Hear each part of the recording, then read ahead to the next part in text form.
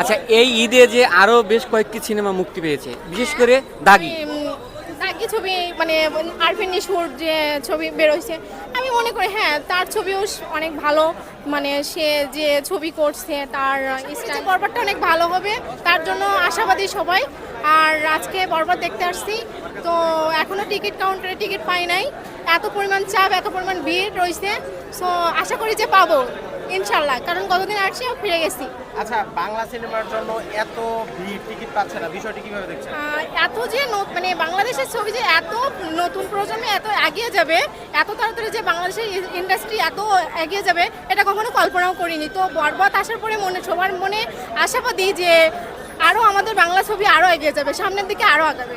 আচ্ছা, শাকিবের সাথে অভিনয় করেছেন ইধিকা পাল। হ্যাঁ ইধিকা পালকে কেমন লাগে? হ্যাঁ, তার সাথে তো প্রিয়তমা ছবিও করছে, সো অনেক ভালোই, সে তার পারফরমেন্স অনেক ভালোই দেখাইছে। আচ্ছা, বাংলাদেশি কোনো নায়িকা অভিনয় করলে ভালো হতো কিনা?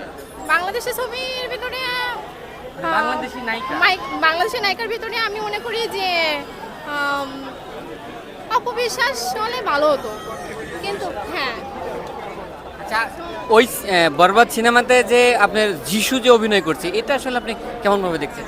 যিশু থেকে আমাদের মানে বাংলাদেশে তো অনেক ভালো ভিলেন ছিল, সো আমি মনে করি মানে যিশু সেনের জায়গা যদি অন্য কাউকে দেওয়া হতো তাহলে আর একটু মানে মনে হয় ভালো হইতো। আপনার হচ্ছে মিশা সওদাগরও ছিল।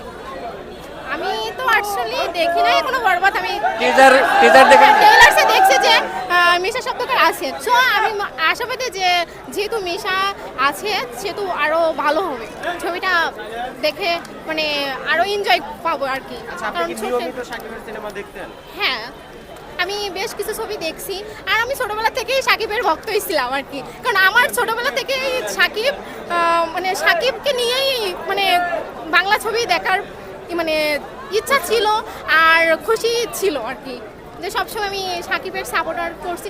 আর এই পর্যন্ত যে বাংলাদেশের ছবিটা এখনও পর্যন্ত টিকে রয়েছে, বাংলাদেশ ইন্ডাস্ট্রি, সিনেমা ইন্ডাস্ট্রি এখনও যে টিকে রয়েছে, সেটা আমি মনে করি সম্পূর্ণ সাকিবের ক্ষেত্রে, সাকিবের জন্যই। কারণ সাকিব আজ পর্যন্ত এখনও যে এইটা ধরে রাখতে পারছে, এটাই তো অনেক আশাবাদী।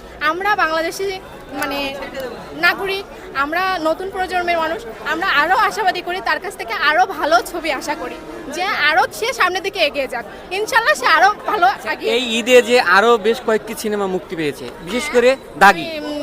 দাগি ছবি মানে আরফিন নিশোর যে ছবি বেরোইছে, আমি মনে করি হ্যাঁ তার ছবিও অনেক ভালো।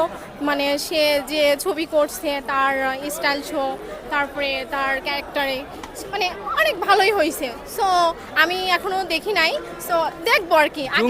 জঙ্গির টিজার দেখছেন? হ্যাঁ, জঙ্গি টেইলার্স এখনো দেখি নাই। দেখেন নাই না, দাগিরটাই শুধু দেখতে। হ্যাঁ। তো ঠিক